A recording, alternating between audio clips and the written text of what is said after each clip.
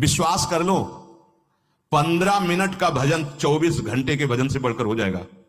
एक बार सदगुरुदेव भगवान ने भी कहा था कि प्रयासरत भजन अभ्यासी जब प्रेम रस भजन को प्राप्त होता है तो 5 मिनट में उसका इतना भजन हो जाता है, वो रोम रोम पुलकित, सामने युगल सरकार और निज मंत्र चल रहा।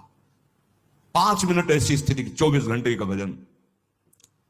यहां कह रहे 15 मिनट का भजन सच्चाई से बिल्कुल डूब कर जुड़ करके, तो 24 घंटे का बाहरी अभ्यास उसके बराबर नहीं होगा। भजन की सच्चाई हो रही है तो इसकी पहचान है भजन करने वाले की उन्नति। जैसे भूखे मनुष्य को भोजन करने से क्षुधा निवृत्ति होती है, तुष्टि होती है, पुष्टि होती है, ऐसे सच्चाई से भजन करने वाले को स्वाभाविक संसार से वैराग्य और स्वरूप का ज्ञान अपने आप स्फुरित होने लगता है। नहीं, मैं शरीर नहीं हूं, ये सब मांगे मन इंद्रिय प्राणों की, शरीर की नहीं, वो अपने आप स्फुरित होने लगता है और प्रियालाल के चरणों में प्रेम अपने आप होने लगता है, सच्चाई के भजन से, लगन पूर्वक भजन से। जब कभी तुम्हारा मन बुरे काम के लिए तैयार हो जाए, तुम नहीं रोक पा रहे हो, तो उसे फुसला के टाल दो। 1 घंटा, बस 1 घंटा का समय दो हमें, 1 घंटे के बाद हम आपका कहा मान लेंगे, और उस 1 घंटे में नाम के वो शांत हो जाएगा, विचार बदल जाएंगे। बुरे काम का संकल्प करने वाले मन का तत्काल साथ मत दीजिए, उस समय उसको फुसलाइए। उस समय उसको अगर डांट के रुकता है तो डांट के नहीं, फुसला के कल ऐसा 1 घंटे बाद, और उस समय तुरंत प्रबल साधन में लग जाइए। उस समय प्रबल साधन है, आंख मूंदो, प्रभु के सामने बैठ जाओ भावना कर, और नाम कीर्तन शुरू कर दो।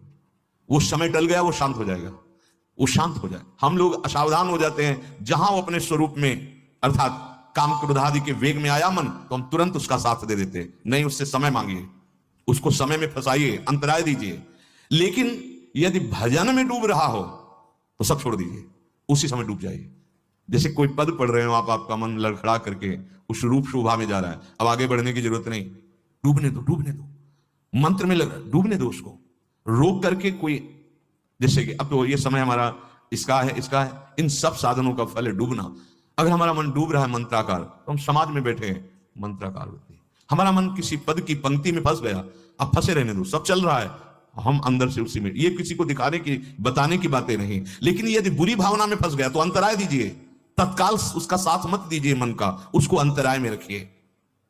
इस प्रेम लक्षणा भक्ति को जो प्राप्त कर लेता है वो सिद्ध हो जाता है। सिद्ध शब्द से दूर की बात सुन लेना, मन की बात जान लेना, कई रूपों में प्रकाशित हो जाना, पर्वत आदि में प्रवेश कर जाना, आकाश में विचरण करना, ये सब सिद्धियों की यहां बात नहीं है। यहां जो सिद्धावस्था, इन सिद्धियों का तो प्रवेश ही नहीं है। इन सिद्धियों की बात क्या, वो मोक्ष रूपी सिद्धि भी नहीं स्वीकार करता। यद्यपि योग्यता ऐसी होती है कि ये सब सिद्धियां हाथ जोड़े आज्ञा के लिए खड़ी रहती हैं, अवसर ढूंढा करती कि कभी मेरे ऊपर एक कृपा कटाक्ष करके महान प्रेमी आदेश कर दे। वो इन सिद्धियों को प्रेम के आगे तिनके के समान तुच्छ समझकर त्याग देते हैं और इनको स्वीकार नहीं करते। जिस समय प्रेम का स्फुरण होता है तो इस मृत्यु लोक के भोगों की किसी की क्या सामर्थ्य की उसके चित्त में प्रभाव पैदा कर सके। न पारमेष्ठ्यम न महेंद्र धिष्णम न सार्वभौमम न रसाधिपत्यम न योग सिद्धि रपुनर्भवम वा मयि अर्पितात्मे क्षति मत विनान्य। ओहो, भगवान कहते हैं मेरे में चित्त जिसने अनन्य रूप से लगा दिया है, उसके हृदय में ऐसा प्रेम स्फुरण होता है कि वो प्रेमी भक्त ब्रह्मा का पद, देवराज इंद्र का इंद्रासन, चक्रवर्ती सम्राट, लोक लोकांतरों का आधिपत्य, योग की सिद्धियां या सायुज्य मोक्ष आदि कुछ भी नहीं चाहता। ऐसा अपार आनंद उसके हृदय में प्रकट होता है, सब चाह मिट जाती है। हमारी प्रार्थना ऐसे प्रवचन ना सुने जाएं जिस प्रवचन में कहा जाता है कि भगवान की प्राप्ति, अरे कोई खिलवाड़ है वाणी से, शास्त्र सम्मत वार्ता, कोई मनमानी वार्ता नहीं। ऐसे वचन ना सुने जाएं जो ये कहते हैं भगवान की प्राप्ति दुर्लभ है, अरे कोई सहज है क्या, ये भगवत प्राप्ति हो जाएगी। ऐसी बातों का जो उपहास करते हैं